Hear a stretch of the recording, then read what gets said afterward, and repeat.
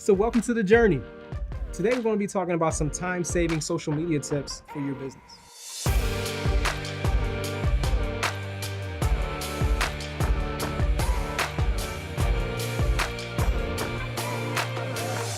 So hey, I'm Sam and this is Emma.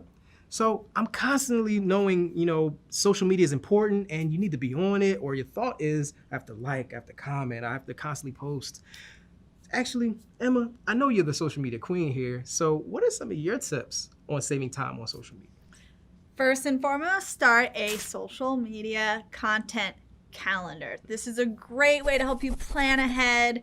Also to get creative with your posts because it is all about quality, not quantity. So to improve the quality of it, you want to plan ahead so you get those holidays in there with some cool posts. Also, think about it this way. You got Instagram, Facebook, Twitter. How often do you post? I get that asked all the time. And the worst thing you want to happen is you wake up, it's Thursday, and you haven't posted anything since last Thursday. So with Instagram, post at least once a week, but I recommend a couple times a week. Also take advantage of those Instagram stories because that's really, to me, easier to fit in because it's more raw, unpolished content. So it's a really great way to show like some behind the scenes. I know we've done it here on set.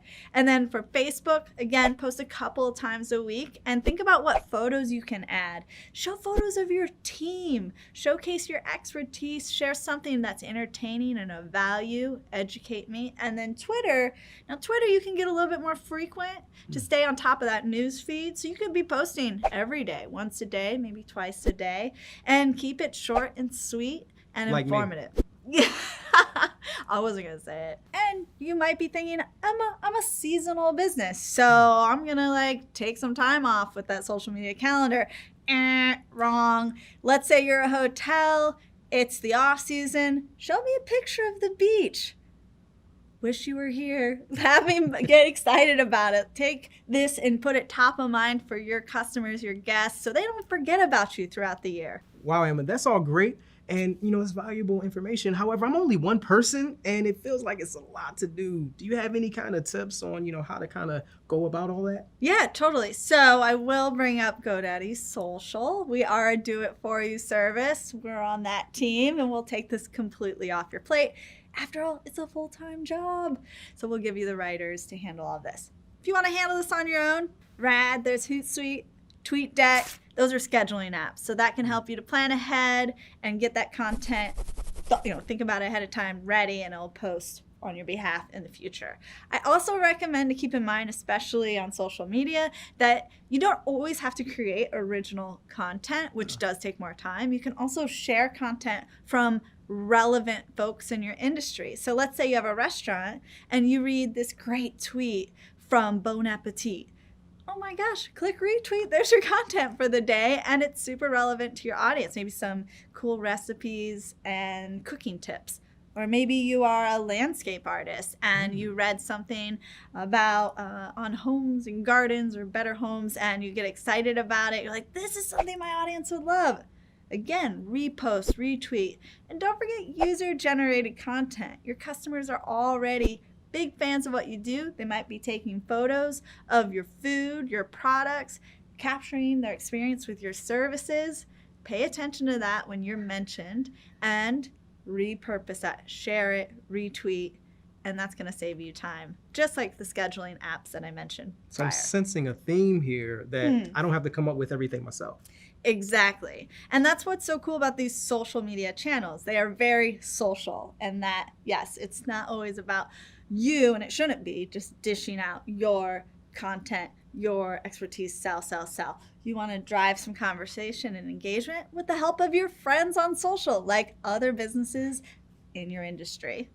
So I know one of my bad habits in the past is really just always being on social media. So do you have any kind of tips to kind of help with that? Yeah, so you can definitely just set aside some time, a window, where you take that time to really focus on your social media content. And also go and check out what other people are posting so you can get new followers. You can get eyes on your brand by just following like-minded people.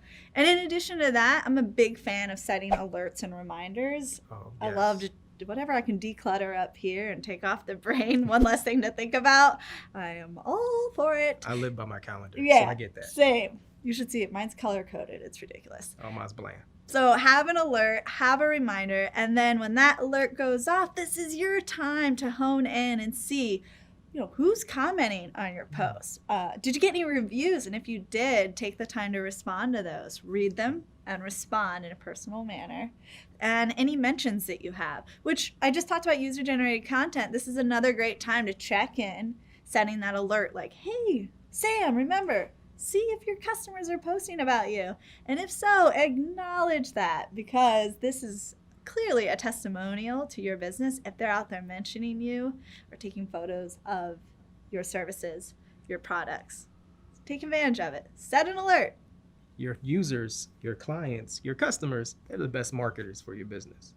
Another thing that I recommend for a good time saver is write out the copy before you post. So your caption. I see this all the time with my influencer friends. They got that great shot. They're ready to post that awesome photo on Instagram, and then they're just hanging out stumped for words. Like, what do I say? I'm like, I don't know, you're putting me on the spot. So it's something to think and put time aside to put these captions, maybe in a Word doc. I often use my iPhone notes. I see my influencer friends do the same. So that way they're not rushed to come up with a witty, creative caption. They have like this caption bank, if you will. So you're saying pretty much you don't have to do everything in the moment. You could, plan it out. Yeah, and that actually brings up a good point. We're talking a lot about captions and having a caption bank, if you will, but also have a photo bank. So if you come across some compelling photos that you think you might use one day to represent your brand or your team or your business, store those in a place where you can easily access them and just put them out there. It's going to save you so much time versus that day you're coming into the kitchen, you haven't posted on Instagram in a week, and you're like, already rushing to get the orders out. But you're like, oh, team, get together. We're going to do a behind the scenes photo. And it's like, no, this is our busiest time of the day. People need to be served. Customer service is still important. So get a photo bank. It'll save you time in the end. All right, that's a wrap. Comment below with your favorite time-saving tip.